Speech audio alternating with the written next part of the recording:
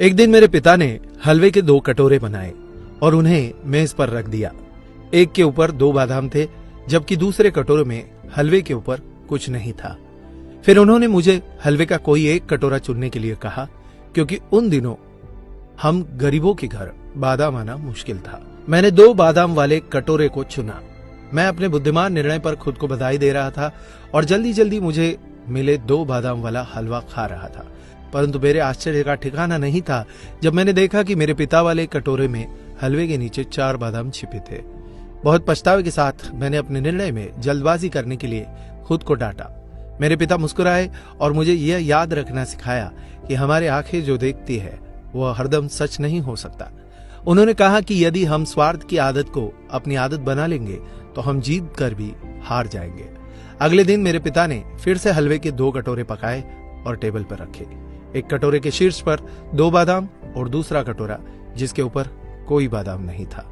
फिर से उन्होंने मुझे अपने लिए एक कटोरा चुनने के लिए कहा। इस बार मुझे कल का संदेश याद था, इसलिए मैंने शीर्ष पर बिना किसी बादाम वाली कटोरी को चुना। परंतु मेरे आश्चर्य करने के लिए इस बार इस कटोरी के नीचे एक भी बादाम नहीं छिपा था। फिर से मेरे पिता ने मुस्कुराते हुए मुझसे कहा, मेरे बच्चे, हमें हमेशा अनुभवों पर भरोसा नहीं करना चाहिए, क्योंकि कभी कभी जीवन हमें धोखा देता है या हम पर चालें खेल सकता है। स्थितियों से कभी कभी ज्यादा परेशान या दुखी न हो, बस अनुभव को एक सबक के रूप में समझो जो किसी भी पाठ्य पुस्तकों से प्राप्त नहीं किया जा सकता। तीसरे दिन मेरे पिता ने फिर से हलवे के 2 कटोरे पकाए। पहले 2 दिन की तरह एक कटोरे के ऊपर 2 बादाम और दूसरे के शीर्ष पर कोई बादाम नहीं।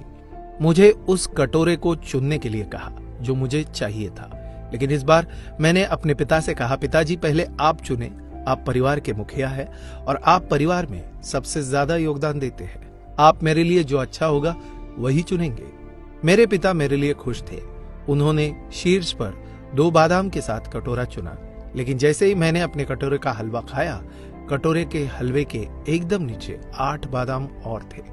मेरे पिता मुस्कुराए और मेरी आंखों में प्यार से देखते हुए उन्होंने कहा, मेरे बच्चे, तुम्हें याद रखना होगा कि जब तुम भगवान पर सब कुछ छोड़ देते हो तो वे हमेशा तुम्हारे लिए सर्वोत्तम का चयन करेंगे, और जब तुम दूसरों की भलाई के लिए सोचते हो, अच्छी चीजें स्वाभाविक तौर पर तुम्हारे साथ भी हमेशा होती रहेंगी। इसलिए सदैव बड़ों का सम्मान करते हुए उन्हें पहला मौका व स्थान दे।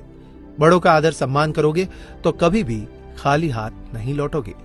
दोस्तों, अगर आपको यह वीडियो अच्छा लगा हो तो इसे लाइक कीजिएगा, ज्यादा से ज्यादा लोगों तक इसे शेयर करें, और आपकी इसी वीडियो को लेकर क्या राय है ये भी हमें कमेंट बॉक्स में जरूर बताइए।